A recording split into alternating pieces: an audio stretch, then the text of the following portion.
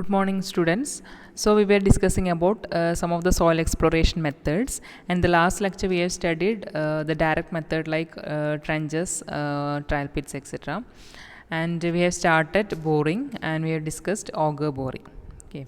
So today we can study about wash boring.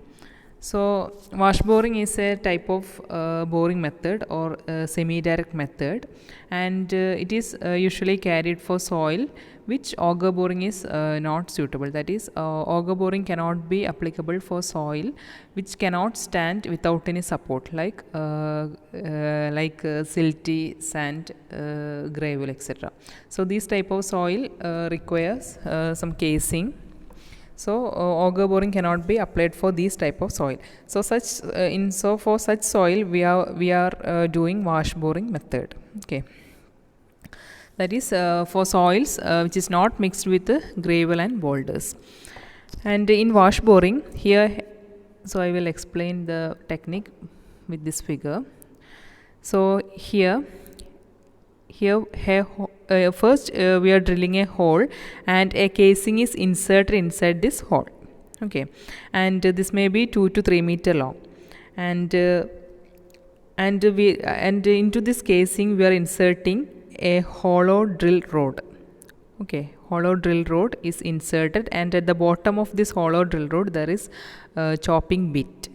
Okay, and here water is pumped down the hollow drill rod. Water is pumped down the hollow drill rod, and which is known as wash pipe. Through this water is pumped down the drill rod. Okay, and water emerges as a jet through the small opening of the chopping bit. Okay, through the small opening of the chopping bit, water will be emerging out as a strong jet. And the hole is advanced by a combination of chopping action and jetting action, as the drilling bit and the accompanying water jet disintegrates the soil. So since water is pumped out from this bit, there will be a reaction between this water and the soil. So the soil will be disintegrated by this process, and water and the chopped soil particle will rise upward. Water and the chopped soil particle will rise upward through the annular space between the drill rod and the casing. Okay, and the return water is it is also known as wash water, and it will be mixed with the soil cuttings, and this will be collected to the tub. Okay, through a pipe. Okay, and the hole is further advanced by alternatively rising and dropping the chopping bit by some mechanism. Likewise, we can collect the soil sample. So if we want to collect the soil sample, we will replace the bit by a sampler, so that we can collect the soil using the sampler. Okay. So this wash boring technique is mainly used for advancing a hole in the ground. Once a hole has been drilled, a sampler is inserted to obtain the soil sample for testing in the lab. Okay, and one of the disadvantages is that the equipment used in the wash boring technique is light and inexpensive. So this is one of the main advantage, and the main disadvantage of the method is that it is slow in stiff soils and coarse grained soils, and cannot be used efficiently in hard soil, rocks, and soil containing boulders. Okay, and the method is not suitable for taking good quality undisturbed samples above groundwater table, as the soil will be highly disturbed by this method. So we cannot do experiment for the undisturbed sample. So this is about wash boring. So this point, that is for collecting, if we want to collect the soil sample, we are replacing the bit by a sampler, so that we can collect the soil sample.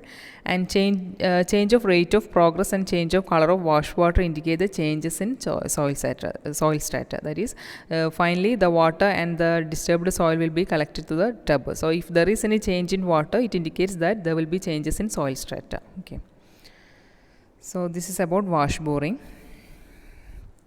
Next we can discuss about depth of exploration.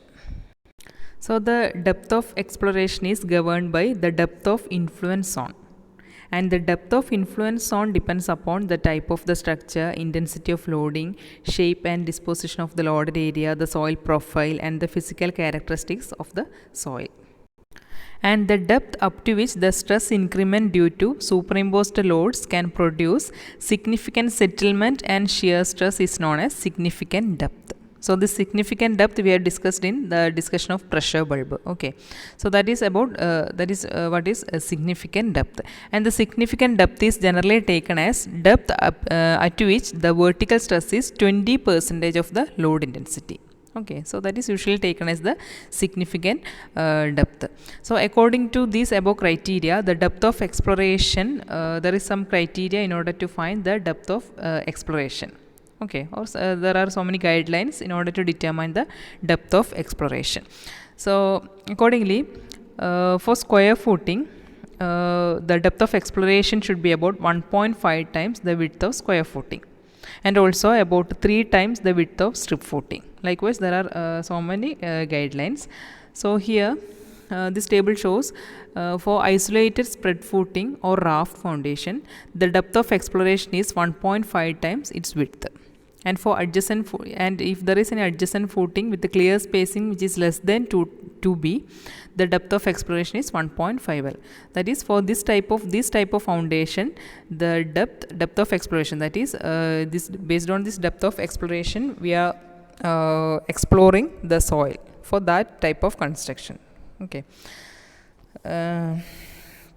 Next, adjacent rows of footing with the clear spacing is less than 2b, depth of exploration is 4.5b, and adjacent rows of footing with the clear spacing is greater than 2b but less than 4b, the depth of exploration is 3b. And adjacent rows of footing with clear spacing greater than or equal to 4b, the depth of exploration is 1.5b. So these are some guidelines. And in the case of pile and well foundation, the depth of exploration is 1.5 times the width of structure from the bearing level. And for road cuts, in the case of road cuts, the depth of exploration is bottom width of the cut. So this figure shows the road cut and is the bottom width. So up to this bottom width we are taking the soil sample. So that is the depth of exploration in the case of road cut. And in the case of fills, the depth of exploration is 2 meter below ground level or height of the fill, whichever is greater. So if the height of the fill is greater than 2 meter, this height of fill is taken as depth of exploration.